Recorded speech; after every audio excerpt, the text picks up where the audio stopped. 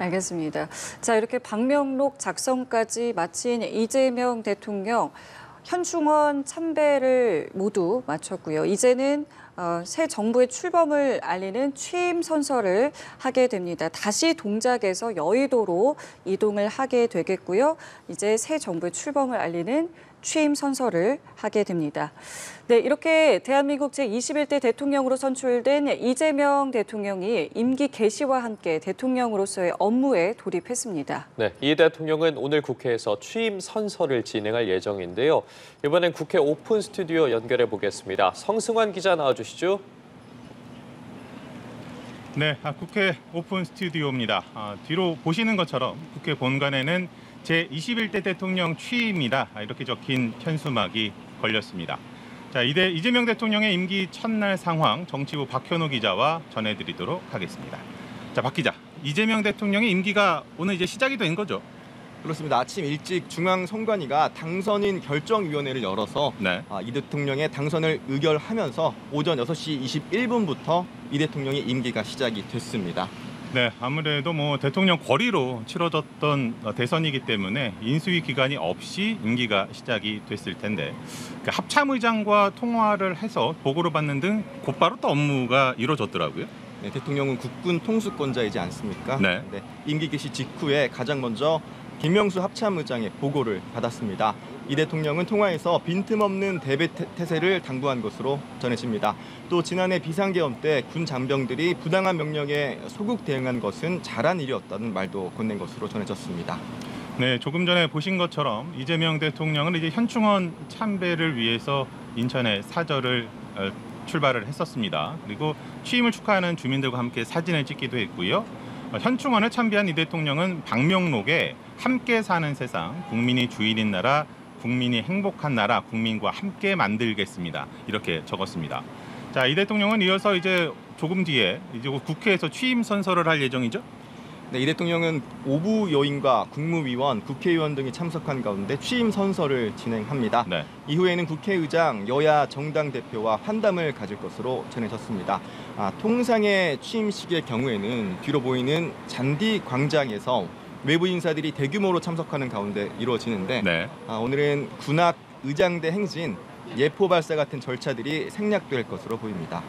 대신에 이제 이재명 대통령이 이제 다음 달 재헌절에 임명식을 여는 방안을 검토하고 있다고 하더라고요. 이제 아무래도 새 대통령의 취임을 기념하는 것이 아니라 국민이 대통령을 임명한다, 이 같은 의미를 담은 행사라고요?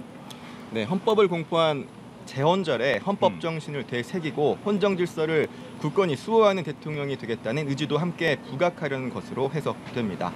아무래도 이제 취임 선서 행사에서 이루어질 대통령으로서의 첫 공개 발언, 여기에도 이목이 쏠리지 않겠습니까? 이제 그에 앞서서 오늘 새벽 당선이 확정된 뒤에 이루어진 여의도 연설을 보면 힌트를 좀 얻을 수 있을 것 같아요.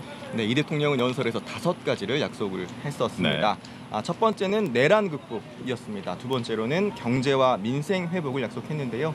이어 국민의 생명과 안전을 책임지는 대통령이 되겠다는 다짐과 함께 평화롭고 공존하는 안정된 한반도를 만들겠다는 약속도 했습니다. 네, 이재명 대통령 대선 기간에 이제 통합 의지가 담긴 또 빨간색, 파란색이 섞인 운동화를 신고 곳곳을 누빈 기억이 있거든요. 통합 관련한 내용도 좀 연설에 담겼을 것 같은데. 네, 마지막 5번째에 담겨 있었습니다. 네. 남녀, 지역, 노소, 장애인과 비장애인, 기업가와 노동자가 편을 갈라서 증오하고 혐오하고 대결하게 하지 않겠다면서 억강부약의 대동세상을 만들겠다고 약속했습니다. 네, 박 기자, 사실 이맘때가 되면은 정치부 기자들이 가장 열심히 취재를 하고 촉각을 곤두세우는 것이 새 정부의 인선이 어떻게 되느냐, 이거 아니겠습니까? 특히 아무래도 인수위가 없이 바로 임기가 시작이 되다 보니까 국무총리 등 내각과 또 대통령실 고위참모진은 누가 될지 이런 것에 상당히 좀 집중을 하게 되는데, 총리로는 김민석 의원이 좀 거론이 되고 있어요? 네, 이 대통령은 대선 기간 중에 밝힌 인선 기준이 있긴 합니다. 자신이 아닌 국민에 대한 충직함, 유능함, 청렴함을 꼽았는데요. 총리로는 전략통이자 사선인 김민석 의원을 내정한 것으로 전해집니다. 대통령실 비서실장에는 강훈식 의원을, 정책실장에는 이한주 민주연구원장이 낙점받은 것으로 전해지고 있습니다. 지금 오늘 아침 개표까지 모두 이제 마무리가 됐는데 선거 관련 상황도 한번 짚어보도록 하죠. 총 득표수 기준으로 따졌을 땐 1728만 7,513표를 얻었습니다. 역대 최다 득표 기록인 거죠? 네, 이 대통령 득표율은 49.42%로 집계가 됐는데 말씀하신 것처럼 득표 수 기준으로는 지금까지 역대 가장 많은 국민들로부터 지지를 받아 당선된 대통령이라는 수식어를 얻게 됐습니다. 뭐 지역별로 좀 살펴보면은 광주와 뭐 전남북 그리고 호남 지역에서는 이제 모두 80%가 넘는 득표율을 기록을 했고요. 이를 포함해서 이제 뭐 서울과 경기, 인천 등 수도권에서도 모두 앞섰고 선거 때마다 사실은 캐스팅 보트라고 불리는 충청권에서도 이재명 대통령이 1위를 기록하지 않았습니까? 반면에 영남과 강원권에서는 김문수 후보가 좀 상당히 앞선 것으로 나타났는데 국민의힘 분위기는 어떻습니까? 네, 김문수 후보가 41.15%의 득표율로 2위를 기록을 했습니다. 네. 그런데 이번 대선과 마찬가지로 탄핵 뒤에 치러졌던 19대 대선 때를 떠올려 보면요. 네. 나름 선전했다고 평가해 볼 수도 있을 것 같은데 김 후보는 어제 승복 연설을 통해서 뜨거운 성원을 잊지 않겠다. 후보로 선출해주고 함께 띄워준 당원 여러분의 헌신에 감사드린다는 입장을 밝혔습니다. 아무래도 이제 국민의힘 내부에서 당을 쇄신해야 한다, 뭐 재건해야 한다, 뭐 이런 요구가 분출하지 않을까 싶은데 일단 오늘 이제 국민의힘은 특별한 일정을 잡지는 않았더라고요. 뭐 이런 가운데 이제 국민의힘을 탈당한 홍준표 전 대구시장이죠. 오전에 그제 SNS를 통해서 사욕에 가득 찬 이익 집단으로 변질이 됐기 때문에 국민들로부터 외면당한 것이다. 노년층과 유튜브에만 의존하는 그 이익 집단에는 미래가 없다. 이렇게 강하게 당을 비판을 했더라고요. 개혁신당 상황은 좀 어떻습니까? 네, 이준석 후보는 당초 두 자릿수 득표율을 목표로 삼지 않았습니까? 네. 그런데 최종 득표율은 8.34%에 그쳤습니다. 이 후보의 경우에는 어제 출구조사 발표 뒤 당 개표 상황실에서 이번 선거의 결과와 책임은 모두 자신의 몫이며 선거 과정에서 잘했던 것과 못했던 것을 분석을 해서 1년 뒤에 치러질 지방선거에서 개혁신당이 한 단계 약진할 수 있도록 하겠다는 입장을 밝혔습니다. 네, 뭐 이재명 대통령 이제 인수위 없이 곧바로 국정 운영에 들어가게 됐습니다. 잠시 뒤 이곳 국회에서 취임사를 통해서 어떤 국민 통합 메시지를 내놓을지 함께 지켜보시도록 하시죠. 지금까지 국회 스튜디오에서 전해드렸습니다. 저희 국회 스튜디오 나가야 될 이제 취재 기자들 통해서 현재까지 상황 좀 정리해서 봤습니다. 말씀을 드린 것처럼 조금 전에 현충원에 참배를 한 이재명 대통령 방명록까지 작성을 했고요. 이제 잠시 뒤에 이동을 다시 하게 되겠습니다. 이동을 하게 되면 이제 취임 선서를 이제 하러 가게 되는 것인데요. 일단은 방명록이라는 것은 이제 공개적으로 이제 첫 메시지이긴 합니다만 이제 취임 선서에서는 공개적인 이제 발언을 이제 저희가 또 듣게 되는 거 아니겠습니까? 여기서도 그 마찬가지로 지금까지 뭐 두 분께서 얘기하셨던 뭐 통합 이런 부분으로 결국에는 또 방점이 찍히겠다 이렇게 예상해 보면 되겠습니까? 예, 뭐 중요도로 얘기하면 수락 연설보다 취임 선서 이후에 하는 첫 연설이 되게 중요한 그러니까 공식적인 대통령의 메시지라고 생각을 합니다. 제가 기억하기에도 똑같은 탄핵 사태로 인한 조기 대선으로 대통령으로 당선된 문재인 대통령의 그날 하루 그러니까 당시에 이제 5월 10일이었나요? 어쨌든 그날 하루를 보면 취임 선서하고 그 다음에 어떤 한 연설이 기억에 남지 수락 연설은 기억에 안 남거든요. 네. 실제로 신분도 달라요. 수락 연설 때는 대통령이 아니에요. 당시 이제 당선 확실 뭐 이런 상황에서 하는 발언이고 또 예. 사실은 국민들에게 그야말로 앞으로 대통령으로서 뭘 하겠다라는 이야기를 다 집약적으로 할 수는 없는 상황입니다. 그러니까 수락 연설은 이제 특히 이제 지지자들에게 하는 그런 이 상황이라고 좀 국한한다면 오늘 하는 연설은 대통령의 신분으로 하는 첫 번째 공식적인 연설이에요. 그렇죠. 그렇기 때문에 굉장히 중요하고 또 하나하나가 그야말로 대통령으로서 무엇을 하겠다라는 의지를 보여야 되는 상황이고 또 그 안에 들어가 있는 외교적인 어떤 부분들 역시 그 각 국들이 굉장히 주시를 할 수 있는 부분이거든요. 왜냐하면 이제부터 그 각국의 그런 수반들이 전화를 했을 때 전화하는 어떤 그런 외교 관계에서 미리 이 취임 연설에서 어떤 부분에서 외교를 어떻게 하겠다라는 부분이 굉장히 중요한 어떤 근거가 될 수 있기 때문에 오늘 연설은 물론 그 공식적으로 그러니까 다른 어떤 대통령들이 취임 연설을 하는 것보다는 굉장히 좀 그 적겠지만 분량이라든지 내용이 그럼에도 불구하고 상당히 중요한 의미를 갖는다라고 생각을 합니다. 이 말씀하신 오늘의 형식이 상당히 좀 간소화되게 이제 좀 진행이 되지 않겠습니까? 오늘 이 자리에서 또 말씀하신 이런 어떤 취임 연설뿐만 아니라 어떤 부분들 좀 개인적으로 눈여겨보고 계십니까? 과거의 전례가 있잖아요. 문재인 대통령 때 그때 취임식 당일날 어떤 모습을 보였는지 보면 대략 이제 짐작이 가능하지 않을까 싶은데요.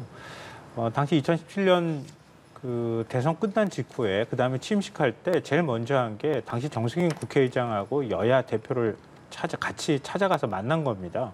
일종의 소통이라고 하는 메시지로 협치란 메시지를 국민들한테 각인시켜줬거든요. 근데 그런 면에서 오늘 이제 국회 취임 연설을 하기 전에 그 직전에 국회의장과 여야 대표를 어떻게 만나는가 의정면을 한번 좀 주목해 볼 필요가 있지 않을까 싶고요. 더군다나 이제 지금 내란 계엄 직후에 또 극단적인 어떤 여야 간의 대립 직후에 지금 대통령이 당선이 돼서 더군다나 지금 민주당이 국회에 제1당으로서 다수 의석을 차지하고는 있지만 그렇다 하더라도 국민의힘과 소통할 수밖에 없는 상황이란 말이에요. 국민의힘이 절대적으로 협조를 하지 않을 가능성도 굉장히 극한 대립으로 갈 가능성도 여전히 남아있긴 하지만 그건 역시 이번 대선을 통해서 국민의힘도 역시 국민들 다수의 의견을 따르지 않을 경우에 심판받는다는 사실을 깨달은 상황이기 때문에 마냥 저항하기는 좀 쉽지 않을 겁니다. 마냥 민주당이 하고자 하는 것을 반대하기도 쉽지 않을 거거든요.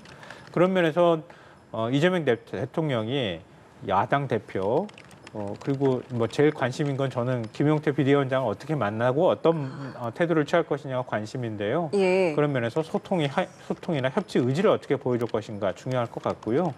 그리고 취임사는 그동안에 이제 대선 기간 동안에 얘기했던 거를 큰 맥락에서 그거에서 벗어나지 않을 거라고 봐요. 국민 주권주의, 그다음에 내란 종식의 필요성, 그리고 무엇보다도 국민 경제, 민생을 어떻게 회복시키고 살릴 것이냐 이런 것에 관해서 가장 기본적인 어떤 틀을 제시할 수 있는 정도의 대통령의 의지를 좀 취임사에 담을 가능성이 있겠다 그런 생각하고요.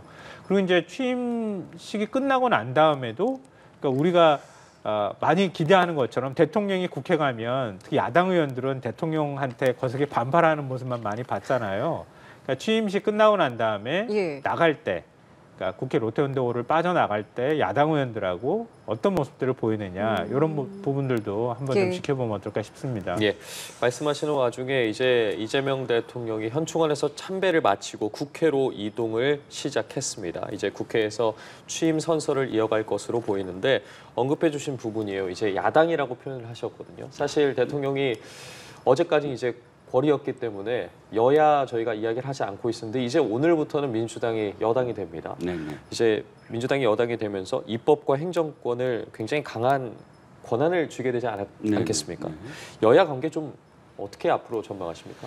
지난 그 대선 과정에서 이재명 후보가 지지율이 굉장히 높았다가 이 조정기 내지는 또 주춤하거나 또는 일부 하락하는 그런 지점들이 있었어요. 그런 지점들 중에 하나가 바로 민주당 내에서 사법부 특히 이제 대법관들을 뭐 증원하겠다, 뭐 몇십 명, 50명설이 있고 100명 뭐 증원하겠다 이런 기사가 나오면서부터 사법부를 완전히 장악하려고 하는 게 아니냐. 그러면서 나왔던 말들이 이제 삼권 귀일, 원래 삼권 분립이 있잖아요. 근데 삼권 귀일 하나로 그냥 다 그 권한을 갖겠다 또는 삼권 귀명 이재명 대통령한테 전부 다 삼권이 가는 거 아니냐 이런 우려 섞인 그런 그 조어들이 나오기 시작합니다. 그때 이재명 후보가 이건 위험하다라고 판단을 했어요. 그래서 그건 이 후보 본인의 어떤 의견이 아니다. 당 일각에서 한 그런 발언이다라고 하면서 철회하는 그런 모양새를 취했습니다. 그게 바로 민심의 저는 일부라고 생각을 하거든요. 좋아. 대통령으로서 뭐 뽑아주더라도 그런데 삼권 그러니까 사법까지 흔들면 안 되지 않겠어? 라는 그런 이 경고음을 이재명 후보가 당시에 받아들였다고 저는 생각을 해요. 그렇다면 그때 어떤 태도를 그대로 저는 유지하셔야 된다고 생각을 하거든요. 그러니까 헝가리 같은 나라도 사실 자신이 이제 계속 집권하기 위해서 사법부의 견제를 지금 피하기 위해서 어떻게 했냐면 사법부 사법부의 판사들의 선출위원회를 만들고 선출위원회 인사들을 다 자기 사람으로 다 채웠어요. 그게 굉장히 큰 어떤 문제가 돼서 이후에서도 막 제재가 일어났고 그랬거든요. 저는 이재명 대통령 그렇게 아니라고 봅니다. 사법부는 사법부대로 인정해야지. 그러니까 국민들이 이거예요. 물론 이재명 대통령을 열렬히 지지해서 뽑아준 사람들도 있지만 아니 이재명 대통령 조금 그래도 문제가 있었던 사람이긴 하지만 개헌만큼은 이번에 심판해야 되겠어 라는 분들도 저는 많다고 생각하거든요. 그런 분들이 우려 섞인 그런 마음으로 이 국정을 바라보지 않도록 저는 사법부의 독립은 그대로 인정하는 그런 자세로 국정을 운영하셨으면 어떨까 생각합니다. 이 부분에 대해 의견 듣겠습니다. 그건 예. 후순위로 밀릴 얘기인데 지금 벌써 취임 당일날 그 얘기를 꺼내긴 좀 그럴 것 같고요. 물어보시는 거죠. 그러니까 개혁에 관한 구조적인 개혁에 관한 부분들은 좀 시간을 두고 진행할 가능성이 높다고 봐요. 앞서 우리가 얘기했던 것처럼 내란군법과 경제회복 두 가지 큰 화두를 가지고 아마 움직일 가능성이 매우 높아요. 그러니까 내란군법이면은 그동안에 내란 관련된 이제 수사 제대로 이루어지지 못했고요. 내란 우두머리가 사실은 지금 버젓이 풀려나가지고 활보하고 있는 상황입니다. 그것도 국민들이 아마 용납하기가 어려울 거라고 봐요. 근데 그건 검찰 수사에다 지금 맡겨놨기 때문에 사실 그 이후에 다시 재구속하기도 쉽지 않은 상황이거든요. 결국 전체 내란의 전체 그림이 아직 다 퍼즐도 맞춰지지 않은 상태입니다. 노상원 전 정보사령관의 어떤 행위나 이런 것들도 거의 밝혀진 바가 없고요. 그리고 외환 부분들도 군을 어떻게 활용하려고 했는지도 전혀 지금 알지 못하는 상황입니다. 더군다나 당시 한덕수 국무총리나 뭐 부총리부터 시작해서 장관들이 어떤 역할을 했는지도 지금 거짓말로 드러난 부분들이 생겨나고 있는 상황이잖아요. 그러니까 그거는 결국 특검으로 갈 수밖에 없다. 그러니까 그런 부분들은 최대한 신속하게 아마 국회 차원에서 지금 5일날 법안이 본회의가 예정이 돼 있잖아요. 그러니까 그때부터 아마 법안 통과하는 작업을 할 거고요. 그리고 이제 그 다음 과제는 결국은 이제 경기를 부양하는 걸 겁니다. 그 국가재정의 역할이나 이런 것들은 뭐 야당 입장에서는 이게 맞는가 이런 것에 대한 의견은 있을 수 있다 하더라도 지금 국민들은 거의 시장에 돈이 안 돌린다고 얘기할 정도거든요.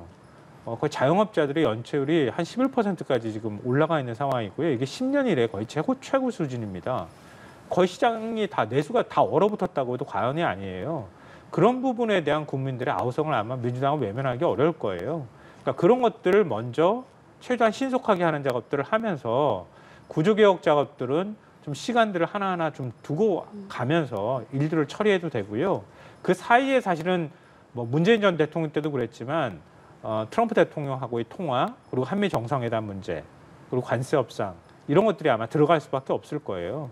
그러니까 그런 현안들을 처리하는 데만도 그리고 국무총리 임명동의안을 이 국회에서 통과되고 난 다음에 장관 인선하는 작업하는데도 한 달이 걸리지 않을까.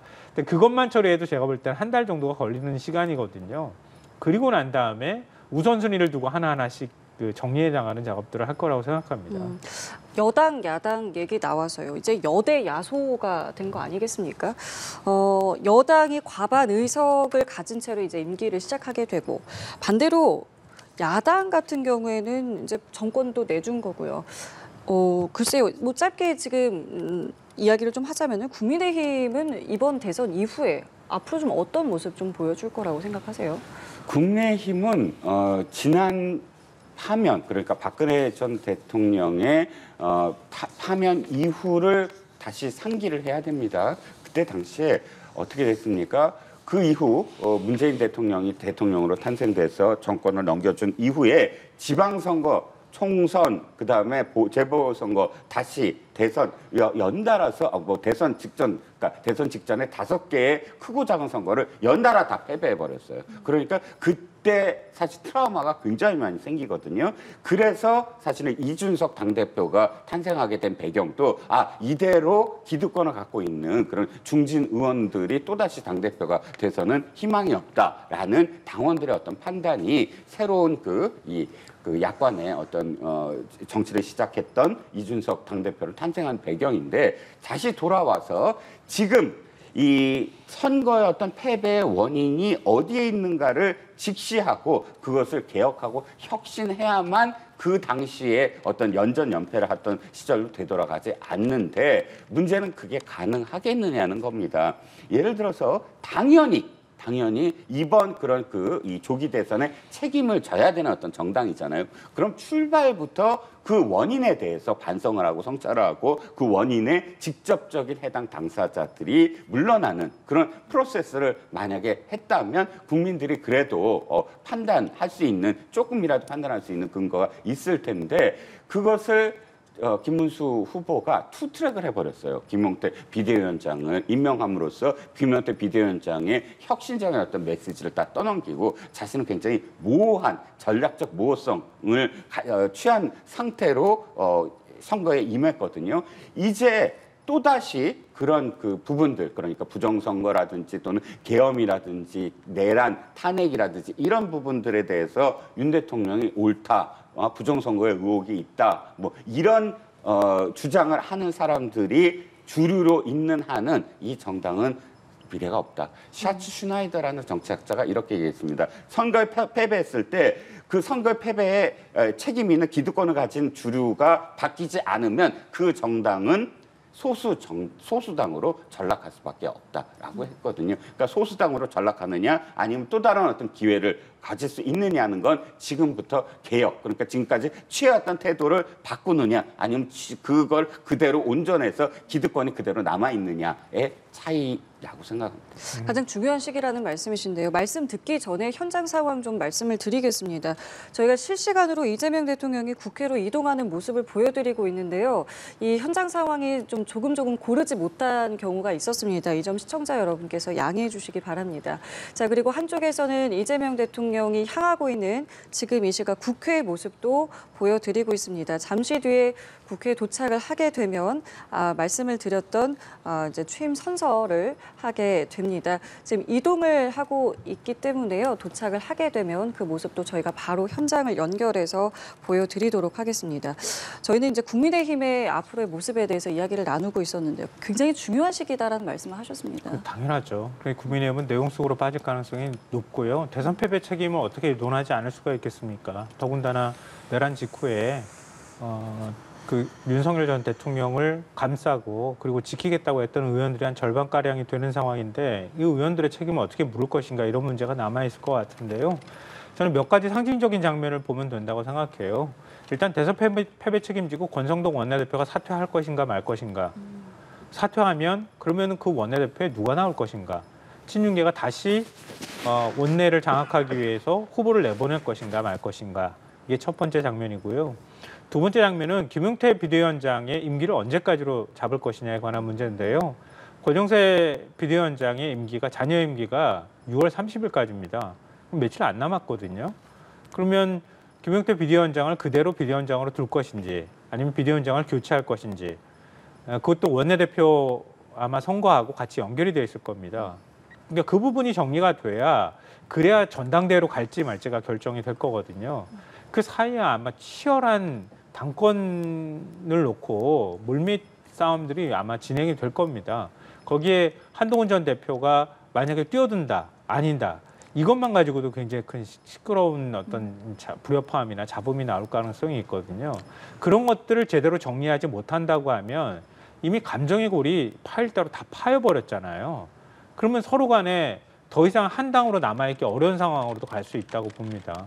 그때 윤석열 대통령하고의 문제를 어떻게 정리할 건지와 함께 차기 당권을 어떻게 누가 주도권을 잡고 쥐고 갈 것인지 이게 정리가 안 되면 국민의힘은 또 분당의 길로 갈 가능성이 있거든요. 그런 몇 가지 장면들에서 국민의힘이 어떤 선택을 하는지 지켜보면 국민의힘의 미래가 보이지 않을까 생각합니다. 예, 말씀드리는 와중에 이제 이재명 대통령이 국회에 도착을 했습니다. 국회 정문을 통과를 했고요. 앞서 말씀드린 것처럼 저희가 이동 과정을 계속해서 보여드리고 있는데 통신이나 보안 등의 이유로 인해서 화면이 잠시 고르지 못한 점 시청자 여러분께 다시 한번 양해를 바라겠습니다. 네, 이재명 대통령 이 시각 이제 국회에 도착을 했고 말씀해 주신 것처럼 저희가 야당에 대한 이야기 좀 나누고 있었거든요. 오늘 앞서 오전에도 홍준표 전 대구시장 같은 경우에도 관련해서 메시지를 냈습니다. 계속해서 친윤과 친한계의 갈등, 윤 전 대통령과의 관계 설정에 있어서 계속되지 않았겠습니까? 앞으로 좀 이 부분 어떻게 정리가 될 거라고 보십니까? 일단 국민의힘이 어떤 특수한 상황처럼 보이긴 하겠지만 선거에 패배한 정당은 그 권력 투쟁을 할 수밖에 없어요. 새로운 어떤 권력이 탄생하기 위해서는 그런 어떤 노선에 대해서 잘했다 잘못했다를 가려야 되고 그 가리는 과정에서 당원들의 판단을 요구하는 것입니다. 그렇기 때문에 앞으로 벌어지는 어떤 충돌이라든지 이런 부분들은 저는 그걸 폄하하거나 그런 비판하거나 할 이유는 없다고 봐요. 정당은 어쨌든 정당의 어떤 당권을 잡아야만 새롭게 당을 출발시킬 수 있는 것이니까요. 그러면 이미 사실은 예고돼 있었다. 어느 정도는 예를 들어서 윤상현 의원이 뒤늦게 선대위원장으로 임명된 것도 사실 당권 투쟁을 위해서다라는 게 내부에서 다 인식을 공유하고 있거든요. 그런 시기에 굳이 윤석열 대통령을 가장 측은해서 옹호했던 사람, 거의 매일같이 용산과 관저를 드나들었던 사람을 선대위원장으로 한다. 그런데 선대위원장으로 임명하고 보니까 당원 관리를 하더라. 사실 대선은 당원들이 문제가 아니라 실질적으로 국민들을 상대로 하는 것인데 그 각 지역별로 당원들을 동원해서 만나자 이런 식의 그런 어떤 이야기들을 내렸다고 합니다. 선대위원장 자격으로. 그래서 이런 부분들이 의미하는 것은 당권을 위해서 오래전부터 준비하는 어떤 작업들이 있었구나. 그건 어떤 정파를 떠나서. 그리고 또 한 가지가 뭐냐면 선거 기간 동안 당원을 바꿀 이유가 없거든요. 근데 선거 기간 대선인데 대선을 치르고 있는 과정에서 정파, 그러니까 개파를 금한다라는 내용의 어떤 당원을 바꾼다. 이것도 역시 특정한 그런 특정한 개파가 지금 알겠습니다. 당권을 취지 못하게 하려는 의도가 아닌가 하는 거죠. 알겠습니다. 말씀 중에 이재명 대통령 국회의사당에 도착을 했습니다. 잠시 뒤에 취임 선서를 하게 되는데요. 이제 곧 차량에서 모습을 드러낼 것으로 보입니다. 이재명 대통령 오늘 공식 일정 현충원에서 처음 시작을 했고요. 지금 차량에서 내려와서 인사를 나누고 있습니다. 오늘 이 자리에는 이제 오부 요인들이 함께하게 되고요. 이외에도 국회의원 또 정당 대표, 국무위원들이 함께하게 됩니다. 예. 통상의 경우라면 대통령에 당선이 된 뒤에 대통령직 인수위원회 활동 기간을 거치게 되는데 하지만 이번 대선은 대통령 파면으로 치러진 보궐선거기 때문에 60일 동안의 이 인수위 예열 기간이 없이 바로 오늘부터 대통령의 5년 임기가 시작이 됐습니다. 네. 그 첫 일정을 저희가 계속해서 함께 보여드리고 있는데요. 네. 앞서 20대 윤석열 전 대통령의 취임식에는 국회 앞 잔디광장에서 진행이 됐는데 오늘 이제 국회 로텐더홀에서 간소하게 21대 대통령 취임 선서, 이재명 대통령의 취임 선서가 진행이 되게 됩니다. 예, 우원식 국회의장과 간단하게 인사를 하고요. 지금 국회 안으로 이동을 하고 있습니다. 오늘은 말씀을 드린 것처럼 과거 대통령 취임식과는 달리 상당히 간소하게 이루어지게 됩니다. 이재명 대통령의 뜻이 반영된 것이라고 전해지고 있고요. 지금 국회 안에서는 이재명 대통령의 이름을 연호하는 목소리도 들렸습니다. 사실은 문 전 대통령의 취임식도 보면은 당시에도 이제 취임사를 대신해서 대국민 담화문을 내면서 이제 선서 형태로 한 20분 정도 이제 진행이 되면서 취임 행사를 이제 간략하게 했었는데요. 오늘도 아마 좀 비슷한 모습이 될 것 같습니다. 그렇긴 하죠. 그런데 조금 비교되는 건 그때는 그야말로 약식이었어요. 순간순간 다 약식, 어떤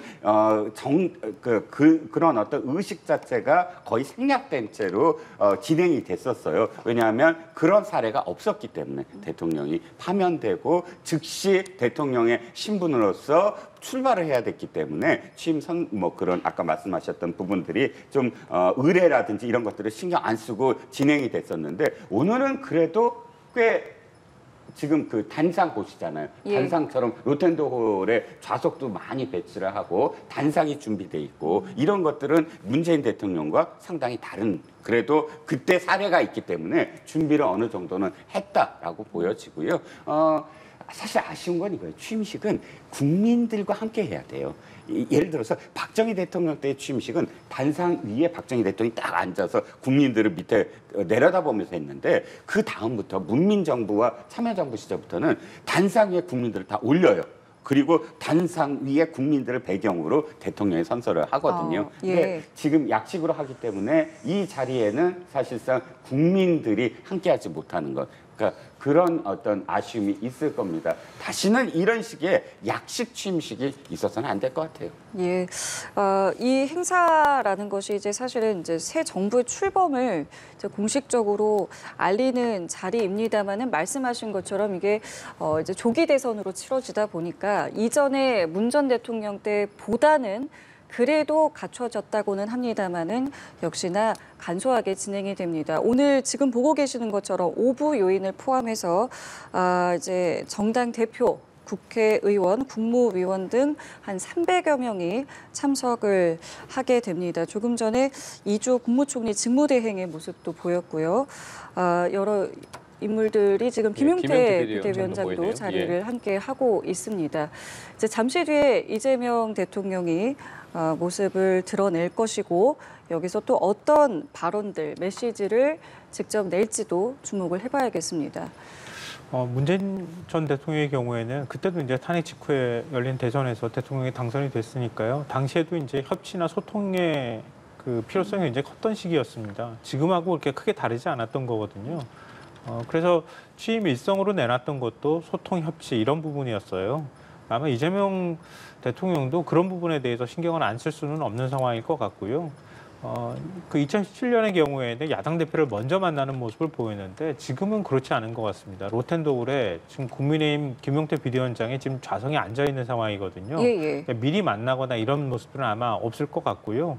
우은식 국회의장과 간단하게 대화를 나누고 나눈 다음에 11시에 지금 뭐 취임식 행사가 있기 때문에 지금 불과 한 5분여밖에 안 남았거든요. 예. 바로 이제 취임 선서하고 그러고 난 다음에 취임사를 발표할 것으로 보입니다. 근데 사실은 이게 문재인 전 대통령 때도 우리가 많이 봤지만 소통이라는 게 국민들한테 선언적 의미로는 그 가슴에 와닿을 수 있지만 실제로 실천하는 건 굉장히 어렵습니다. 이게 안 되거든요. 그러니까 너무 지나치게 강조하면 소통한다고 했는데 왜 소통 안 하느냐 이런 비판이 뒤따르게 마련이기도 하거든요. 그러니까 구체적으로 그러면 어떻게 행동할 것이냐 이런 부분들이 필요합니다. 그런데 사실 이거는 정치라는 건 손뼉을 마주쳐야 소리가 난다고 얘기를 하는 것처럼 여당만 잘해서 되는 것도 아니고요. 또 야당만 잘해서 되는 것도 아니거든요. 그러니까 여야가 함께 같이 움직여야 이루어질 수 있는 부분입니다. 근데 앞서 국민의힘의 어떤 당권 문제나 이런 것들 저희가 얘기 나눴던 것처럼 국민의힘도 정돈이 되어야지 뭔가 대화를 한다거나 또 당내 의견을 모아서 야당과 협상력 있게 움직여갈 수 있거든요. 근데 지금 그게 아마 당장은 쉽지 않을 거예요. 국민의힘 지도부도 어떻게 될지 정리가 필요하고요. 지금 민주당도 새 원내대표가 한 12일, 13일 사이에 아마 선출될 가능성이 높거든요. 근데 그런 중간 과정 자체가 아마 있을 겁니다. 그리고 난 다음에 여야 협상 테이블이 마련이 될 거고요. 그리고 이제 대통령하고 만나는 자리나 이런 것들이 어떻게 성사가 될지 이런 부분들을 좀 지켜봐야 될 필요가 있을 것 같습니다. 네, 저는 이제 이재명 대통령이 오늘 취임 연설에서 제가 이제 좀 바람이 있다면 굉장히 겸허하게 이 상황을 받아들이고 그 다음에 진짜 자신을 지지하지 아니했던 그런 그 국민들에 대한 메시지가 많이 담겼으면 하는 바람입니다.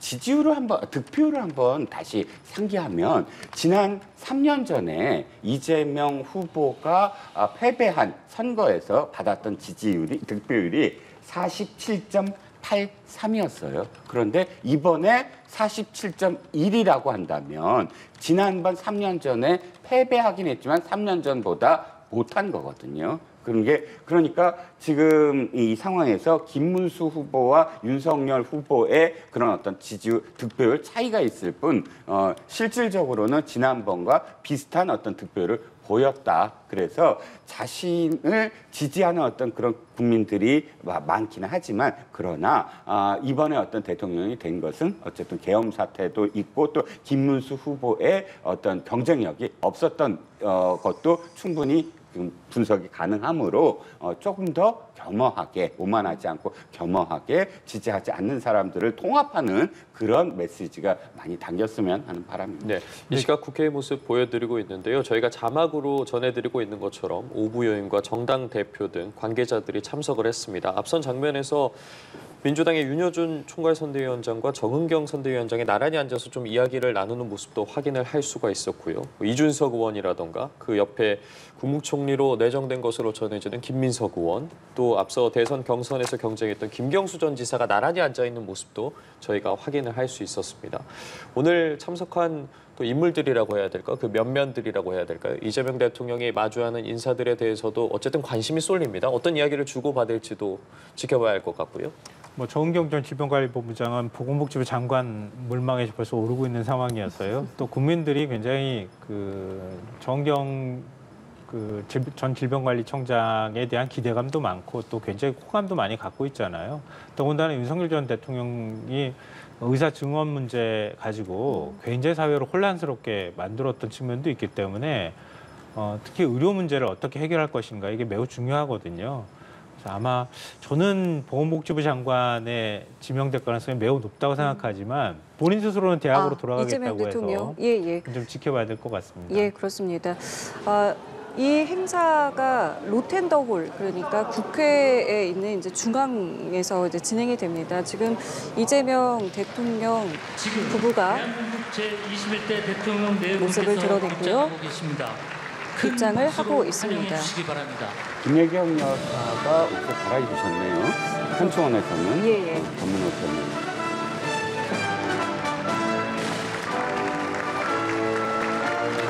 네, 대통령 내외 입장을 소개하는 안내 멘트가 나왔고요. 이제 이재명 대통령이 인사들과 악수를 하는 모습 확인하실 수 있습니다. 이재명 대통령이 그 선거 운동 기간에 이제 뭐 빨간색이 있는 운동화라던가 이제 그런 안내 이제 배포분들이 있었기 때문에 이런 어떤 색깔에 대한 부분들에 대해서 저희가 많은 메시지를 볼 수 있는데 오늘 한 이 하의가 상당히 좀 독특하다고 좀 느껴지네요. 예. 지금 색깔 보시죠? 색깔이 특정한 어떤 색깔의 그 파란색 계통의 어떤 저는 이제 넥타이를 파란색을 낼 수도 있겠다라는 생각을 많이 했었는데요. 냈거나 혹은 저는 빨간색을 낼 수도 있다고 생각했어요. 통합의 메시지가 좀 충분히 보기- 담길 수 있다고 생각을 했는데 그런 특정한 색깔을 고집하지 않는 특정한 색깔을 벗어나는 그런 지금 무늬와 색깔이에요. 그렇기 때문에 저는 나름 의미가 있다고 봅니다. 색깔을 조금 더 들여다보면 어쨌든 뭐 파란색, 빨간색을 구분하지 않을 수도 있고 또 그것이 이렇게 함께 녹여나는 그런 디자인과 색깔이거든요. 그러니까 이제 대통령으로서 사실은 어떤 색깔에 집착하지 않아도 되는 자유로움도 있을 수 있을 테고 또 이 넥타이로서 앞으로 이제 자유롭게 자신을 표현할 수 있다는 그 출발점에서 적절한 어떤 넥타이가 아닌가 싶습니다. 그러니까 저희가 이렇게 항상 메시지를 이제 색깔로 많이 이야기를 또 했기 때문에 특히나 좀 눈에 들어오는 것 같습니다. 좀 정확하게 색깔이 좀 확인이 안 돼서 어떤 색깔이다 이렇게 제가 말씀드리긴 그러는데요. 파란색 계통도 있고 빨간색 계통도 있는 것 약간 같고 붉은 계열과 흰색 하얀 계통도 계열도 있는 것 있고요. 같고 예. 최소 3가지 색 이상이 지금 섞여 있는 최소 것으로 세 당은 통합하겠다 이런 의미로 해석할 수 있지 않을까 그런 생각은 좀 드는데요. 예. 어찌됐든 말씀하셨던 것처럼 민주당을 고집하지 않겠다 이런 메시지는 좀 있을 수 있을 것 같아요.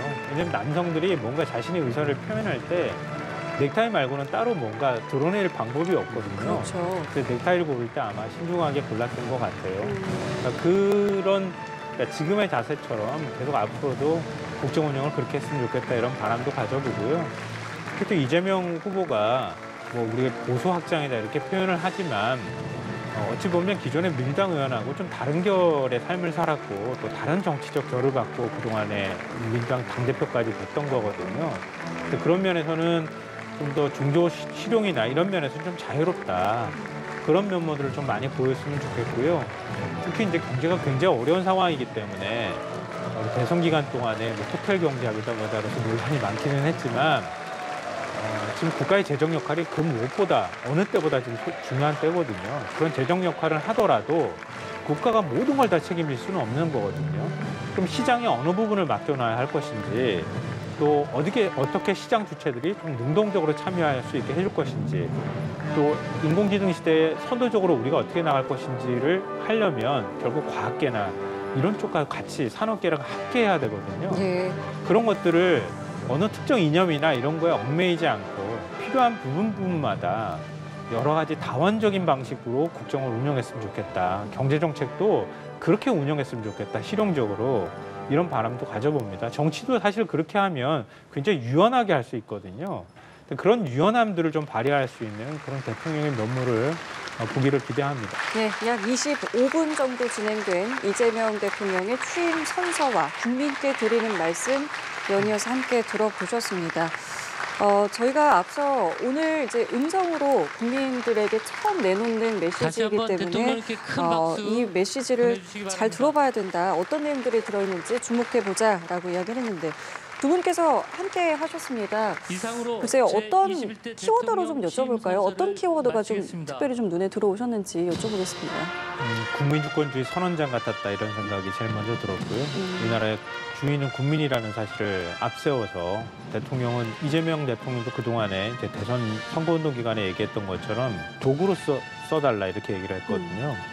그러니까 주권자인 국민의 도구가 되겠다 이렇게 얘기를 하고 있고요. 그 도구로서 지금 내란으로 인해서 무너진 국정 또 경제 이런 것들을 다 회복시키고 살리는 작업들을 하겠다 이런 의지를 표명했다 이렇게 보이고요.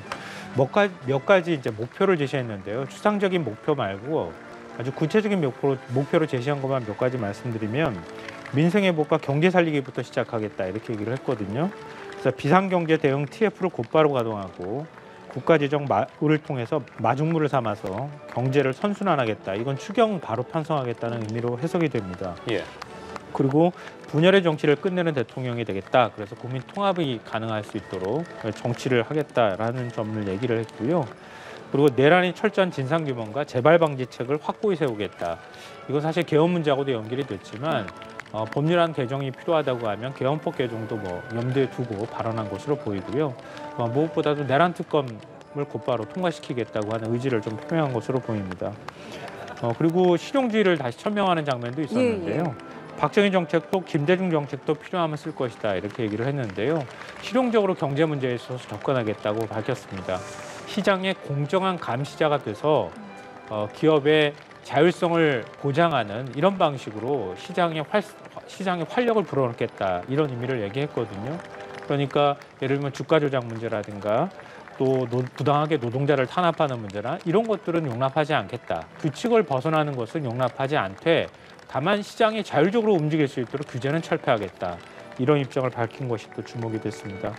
그리고 그동안에 이재명 후보가 대통령 후보 시절에 이재명 대통령이 양극화 해소 문제, 불평등 해소 문제를 제대로 언급하지 않았다고 하는 지적들이 일부 있었거든요. 근데 오늘은 불평등 사회가 갈라치기 정치를 만나서 극단주의를 낳았다 이렇게 얘기를 하면서 양극화 해소 문제, 성장과 분배가 고루 이루어질 수 있도록 하는 그 양대치점에 있는 것들이 대치가 아니라 하나가 될 수 있다고 하는 점들을 여러 차례 강조하는 모습을 보였거든요. 그러니까 그게 시장의 공정한 감시자가 되겠다고 하는 얘기랑 좀 맥락이 맞닿아 있는 것 같습니다. 그런 경제 정책에 관한 이재명 대통령의 기본적인 철학, 관점도 지금 취임사에 담은 것으로 보입니다. 네. 어떤 부분 좀 눈여겨보셨습니까? 저는 이제 통합이라는 키워드가 어떻게 녹여내고 또 어떻게 실질적으로 실천할 것인가에 대한 부분에서 좀 눈여겨봤습니다. 그런데 확실히 역대 어떤 대통령들의 통합 언급보다 많은 분량의 또 구체성이 좀 띄어진 것 같아요. 통합과 관련돼서 통합을 동력으로 해서 이 국가적 위기를 극복하겠다라든지 또는 공전, 통합, 소통을 복원시켜서 양보와 타협의 정치를 하겠다. 굉장히 중요한 전 메시지라고 생각을 합니다. 김대중 대통령이 당대표 시절에, 그러니까 대통령 훨씬 이전 시절에 늘 주장해 왔던 게 소수당의 의견을 녹여야 그것이 바로 민주주의다. 다수 계열이 민주주의가 아니다라고 주장해 왔는데, 사실 그런 점에서 지금 다수당이고 또 행정 권력까지도 취한 대통령으로서 양보와 타협을 강조한 부분은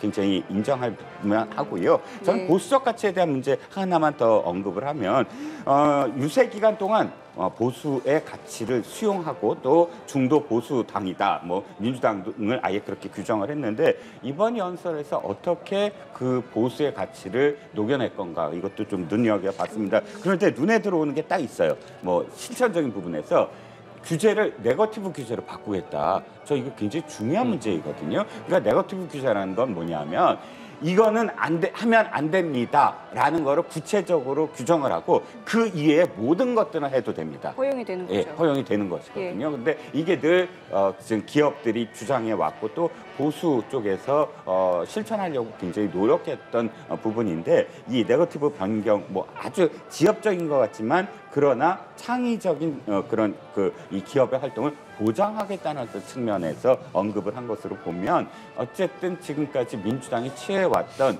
어떤 의미에서는 좀 기업을 견제해야 된다라는 그런 입장에서 기업이 스스로 무엇인가를 할 수 있도록 뒷받침만 해주겠다, 이렇게 언급한 부분은 보수적 가치라는 어떤 관점에서도 유의미하다고 생각을 합니다. 알겠습니다. 두 분 말씀 듣는 와중에 지금 이재명 대통령 국민께 드리는 말씀 이후에 참석한 인사들과 한 명씩 인사를 계속해서 나누고 있습니다.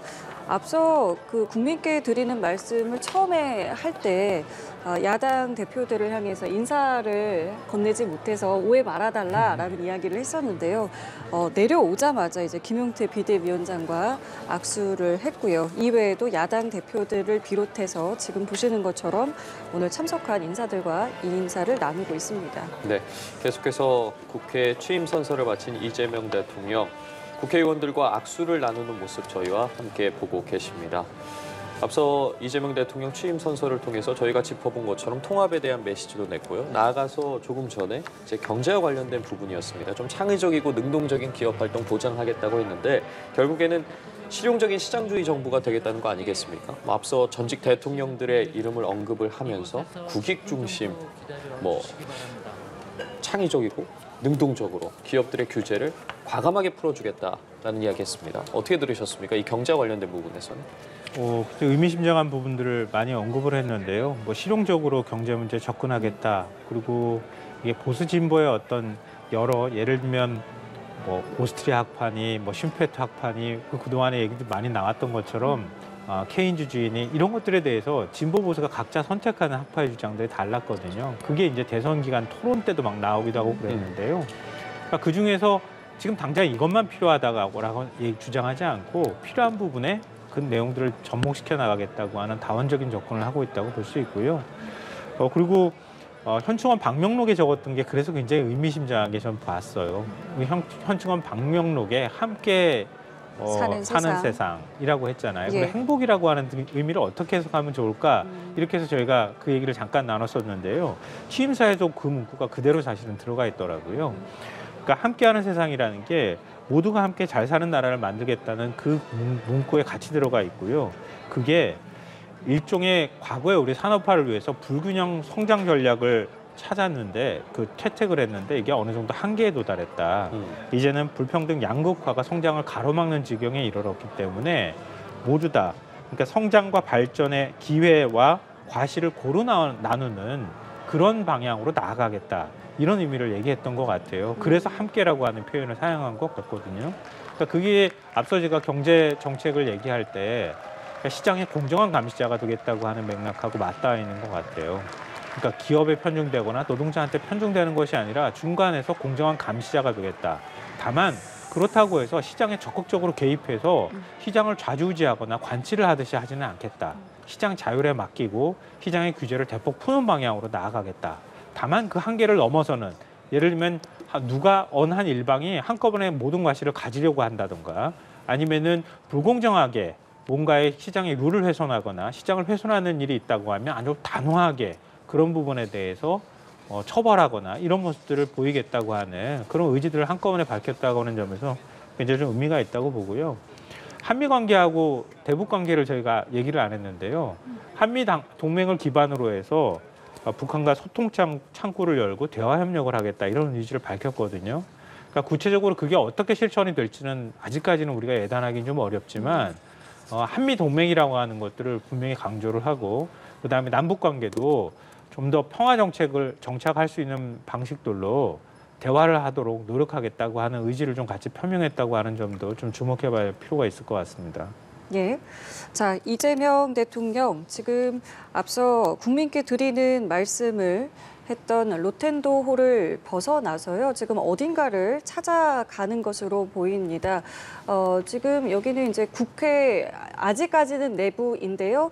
지금 어느 곳으로 가고 있습니다. 저희가 계속해서 따라가면서 왜냐하면 이게 지금 국민께 드리는 말씀 이후에 이제 첫 만남이기 때문에 누구를 만나느냐도 사실 굉장히 중요한 의미를 갖지 않겠습니까? 네, 그렇습니다.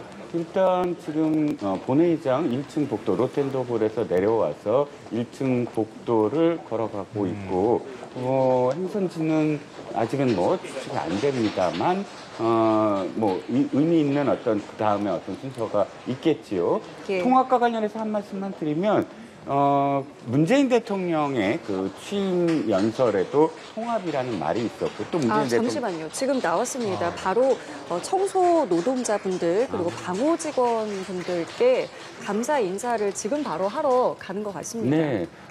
또 사실 국회의원이었잖아요. 현장 한번 들어보도록 하겠습니다.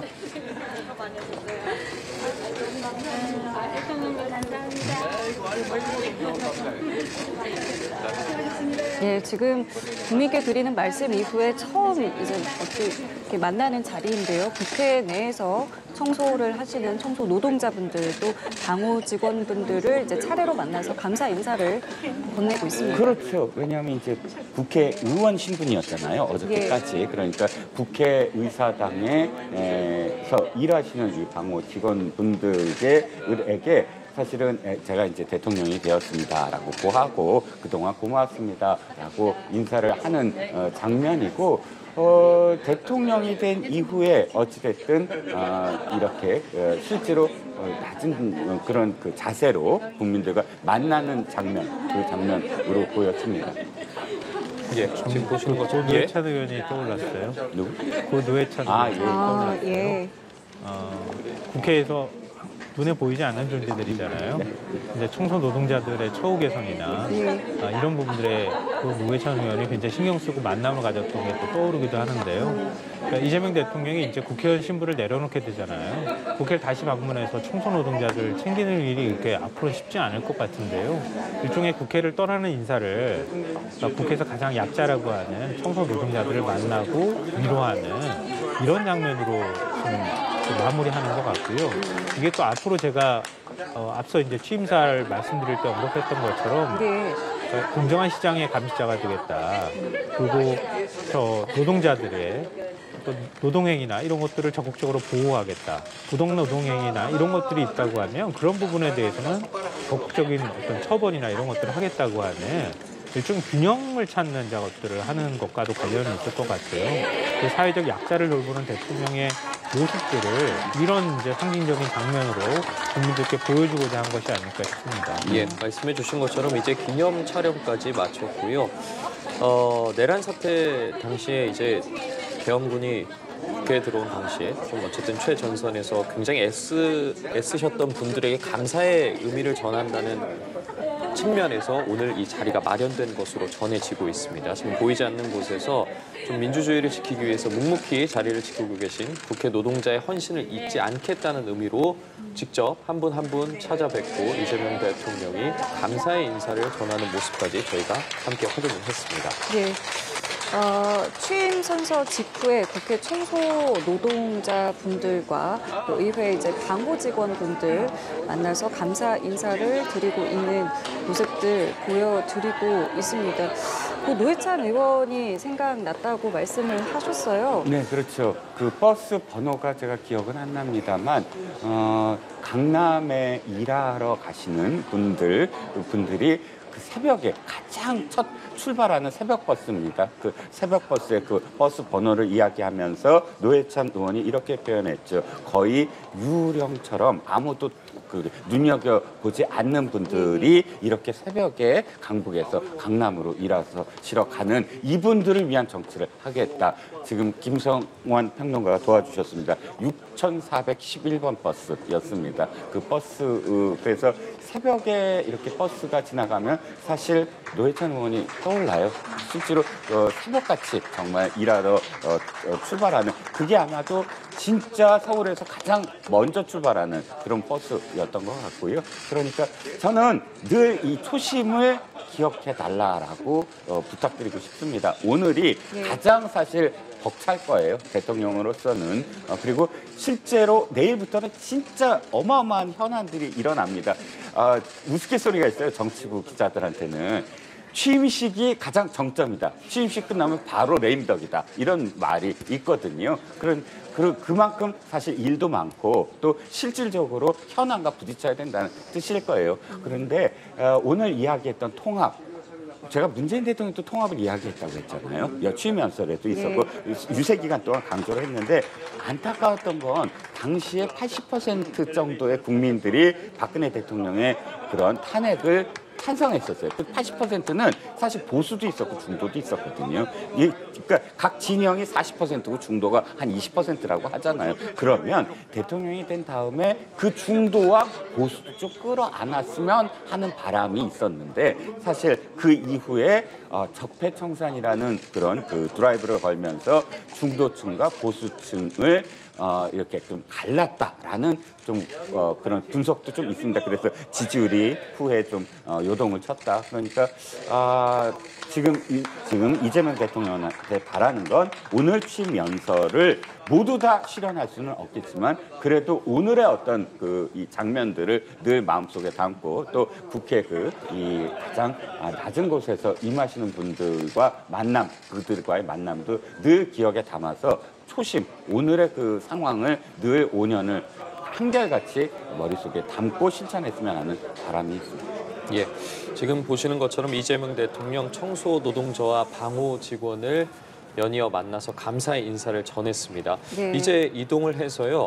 아마 잔디광장에 모인 국민께 인사를 드릴 것으로 보이는데요. 지금 이 시각 국회 모습이고 이재명 대통령의 모습 다시 보이고 있습니다. 네, 아마 이제 국회 밖으로 나오게 되겠죠. 오늘 사실 뭐 취임 선서라던가 국민께 드리는 말씀은 국회 내에서 진행이 됐고 저희가 이렇게 방송으로만 보여드렸습니다만 국회 광장에도 일부 시민분들이 직접 나오셨습니다. 나와서 이제 이재명 대통령의 이제 취임을 축하하는 그런 모습들이 있었는데요. 잠시 뒤에 이제 직접 잔디광장에 가서 국민 여러분께 또 직접 나온 시민분들께도 인사를 드릴 예정입니다. 예, 취임 선서를 하는 중간중간에도 저희가 국회 광장에 모인 시민들의 모습 화면으로 확인해 볼 수 있었는데요. 이재명 대통령을 연호하는 모습도 볼 수 있었고요. 크게 몸짓을 하면서 환호하는 장면까지 함께 확인을 하실 수 있었습니다. 다만 예. 국회 앞 광장이 굉장히 뚫린 공간이에요. 그렇죠. 그러니까 경호에 굉장히 어려운 공간이거든요.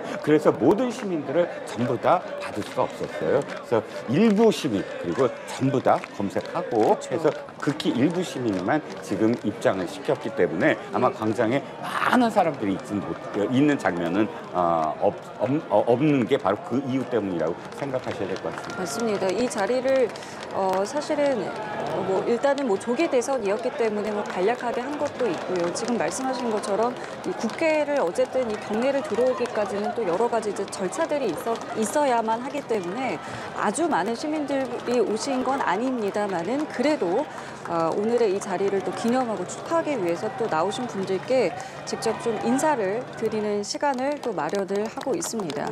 네, 지금 보시는 것처럼 국회 내에 입장하시는 분들이 사진 촬영을 하는 모습도 확인하실 수 있고요. 또 밖에 나와 있는 의원들과도 다시 계속해서 악수하는 모습, 또 이야기 나누는 모습도 볼 수 있습니다. 지금 보시는 것처럼 국회 내에 이제 출입을 받은 시민들의 모습까지 저희가 확인할 수 있는데요. 사진 촬영도 하고 있는 모습이고요. 이재명 대통령을 연호하는 장면까지 볼 수 있습니다.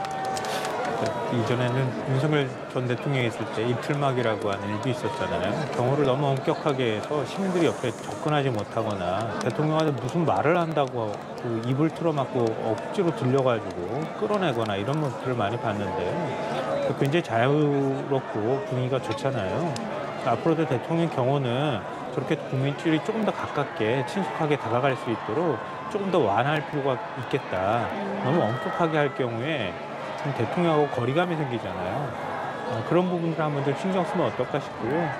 아까 이종근 평론가께서 말씀하셨는데 이런 그 대통령 취임식은 이번이 마지막으로 이길 바랍니다. 저도 역시. 그러니까 많은 국민들의 축하 환호 속에서 대통령이 취임식을 여는 장면을 앞으로는 계속 봤으면 좋겠고요. 또 그런 정치의 실패를 다시 보지 않았으면 좋겠다 이런 생각했고. 그리고 취임식 현장에 국회의원들하고 여야 의원들도 다 분위기도 나쁘지 않았잖아요. 예. 물론 이제 민주당 의원을 중심으로 해서 축하 박수도 하고 환영의 박수를 하기도 했지만 그 좋았던 분위기 다음번에 이재명 대통령이 국회 갔을 때 똑같이 다시 봤으면 좋겠다. 아까 대통령 임기 중 정점이라고 말씀하셨는데 취임식 때만 좋고 그 다음부터 국회 가면은 막 그 피켓 시위 한다거나 뭐 고함이 나온다거나 냉랭하다거나 이런 분위기를 우리가 계속 봤잖아요. 그러니까 지금 오늘 이제 취임사에서 이재명 대통령이 얘기를 했던 것처럼 국회에 협치하는 모습, 최소한 야당과 대화하는 모습이라도 보이는 노력을 했으면 좋겠고요. 근데 이재명, 그러니까 저는 협치나 통합이라고 하는 개념을 좀 다시 정리를 했으면 좋겠는데요. 무조건 야당 요구를 들어준다고 통합이 되거나 협치가 되는 건 아니라고 보거든요. 그러니까 또 역으로 생각하면 야당이 무조건 반대한다고 국민들의 다수의 어떤 지지를 받거나 이런 것도 아닐 겁니다. 그러니까 국회 내에서 충분히 의사소통을 할 수 있는 게 일단 중요할 것 같고요. 또 다수결이라고 하는 것도 야당 의원들도 특히 국민의힘 의원들도 존중할 필요가 있다고 생각합니다. 그런 정치 문화가 함께 같이 만들어질 때 그때 통합이나 화합이 이루어질 수 있지 않을까 생각하거든요. 그러니까 그거는 이재명 대통령의 노력도 필요하겠지만 집권 여당인 민주당 의원들의 노력과 국민의힘 의원들의 노력이 함께 같이 어우러져야 가능한 일이라고 생각해요. 예. 앞서 보신 것처럼 이재명 대통령이 이제 취임 선서를 했고 국회 광장에 나와서 지지자들에게 고개 숙여 인사를 했습니다. 그리고 나서 손을 흔드는 모습도 볼 수 있었는데 이제는 이제 걸어가면서 호탕하게 지금 웃고 있는 모습도 저희가 확인을 할 수가 있습니다. 오늘 장면 좀 어떻게 보시나요? 네, 취임 연설의 순간이 굉장히 좀 엄숙했어요. 아마 취임 연설을 하는 동안 대통령이라는 어떤 무게 뭐 이런 것을 아마 생각했을 것 같고요. 그런데 이제 표정이 이제 점점 밝아지는 순간이 아까 방어직 직원들이라든지 예. 국회 어떤 직원들 낮은 곳에서 일하시는 직원들과 만났을 때부터 얼굴 표정이 굉장히 이제 좀 밝아지기 시작하고 정점이 시민들과의 만남 이후에 이런 어떤 표정의 대통령을 우리가 지금 지켜볼 수 있었습니다. 한 가지 뭐 기억에 남는 건 저는 아주 그 삼엄한 그런 경호라든지 또 자연스럽지 못한 어떤 경호에 대해서 반대하지만 윤 대통령도 첫날에는 자유로운 그런 시민들과의 만남이 있었다. 그러니까 이 오늘의 이런 장면들이 사실은 5년 내내 계속 이어져야 된다라는 생각이고요. 일단 여야 협조를 말씀하셨는데 동의합니다. 전적으로 동의하는데 이제부터는 지금 여당이 된 민주당도 일단 룰은 좀 지켰으면 좋겠다. 예를 들어서 숙려 기간 있지 않습니까? 그러니까 뭐 소위에 가서 며칠 동안 이 소위 위원들이 뭐 그 심의를 하고 하는 그 숙려 기간들이 다 생략된 부분들이 많았었어요. 그런데 이제는 좀 여유를 갖자. 왜냐하면 행정 권력도 갖고 또 입법 권력도 다수당이니까 그런 부분들과 관련돼서 일단 더 좀 세심한 배려가 좀 필요하다라고 생각을 하고요. 뭐 야당이 된 국민의힘이 저항만 하고 한들 진짜 말씀하셨듯이 지지를 받을 수는 없을 거예요. 그러니까 충분히 협조할 마음이 있고 또 개혁을 할 겁니다. 스스로 개혁하지 않으면 살아남지 못할 테니까 저는 아주 기대하고 있습니다. 대통령의 어떤 연설 내용을 실천하리라고 꼭 실천하시길 빕니다. 그 두 분께서 오늘 가장 많이 말씀하신 게 협치와 통합이었다라는 생각이 들고요. 물론 아까 말씀하신 것처럼 협치라든가 통합이라는 건 이제 서로가 같이 잘 해야 된다. 그리고 그 시작점이 아마 이제 일단은 자주 만나고 자주 대화를 하고 이런 게 아닐까 싶은데요. 지금 이제 오찬장으로 이동을 하고 있습니다. 오찬을 한다라는 것은 이제 오늘 온 인물들과 이제 같이 식사를 한다는 것인데 이제 여기에서 이제 어떤 인물들이 참석을 할 것이고 또 여기에서 아무래도 많은 또 이야기들이 나올 수 있을 텐데요. 일단 정당 대표들과 오찬을 한다라고 합니다. 그럼 이제 어찌 보면 이제 첫 시작이 정당 대표들과의 식사가 되겠고요. 조금 전에 평론가님께서도 언제 만나는지가 상당히 궁금하다라고 네. 했는데 바로 오찬을 합니다. 전 취임식 끝나고 난 다음에 바로 용산 대통령실로 이동하는 거 아닌가 그렇게 생각했는데 예. 이렇게 식사할 거라고 생각을 못했거든요. 그러니까 식사하는 자리에서 굉장히 좀 딱딱하게 미리 만나기보다는 식사하면서 좀 편하게 얘기할 수 있는 자리가 됐으면 좋겠고요. 앞으로도 저렇게 밥 자주 먹었으면 좋겠습니다. 그러니까 밥 먹으면 밥정 든다고 얘기하잖아요. 근데 윤석열 전 대통령 때는 저렇게 밥 먹는 모습을 저희가 본 적이 없었던 것 같아요. 심지어 여당 대표도 같이 밥을 안 먹는 그런 모습을 보였었잖아요. 그러니까 이거는 그러니까 이렇게 해서 뭐 협치까지 가지는 않더라도 최소한 서로의 공감대를 좀 넓히는 작업으로 이어졌으면 좋겠고요. 그게 자연스럽게 대통령하고 소통하는 그 여당 대표가 대통령한테 직접 전화도 할 수 있는 이런 상황이었으면 좋겠고요. 야당 대표도 물론 마찬가지입니다. 그러니까 그런 분위기를 좀 상징적으로 보여주는 것 같아요. 윤석열 전 대통령 당시에 이재명 대표와 만나라, 야당 대표와 언제 만날 것인가 사실 그걸 참 많이 이야기를 했습니다. 그래서 이제 그것과 이제 상당히 좀 비교되는 이야기다라고 말씀을 하셨는데요. 자, 오늘 어떤 인물들이 참석했는지 지금 볼 수가 있겠군요. 대통령 취임 기념 오찬에 참석한 인물들과 사진 촬영을 진행을 하고 있습니다.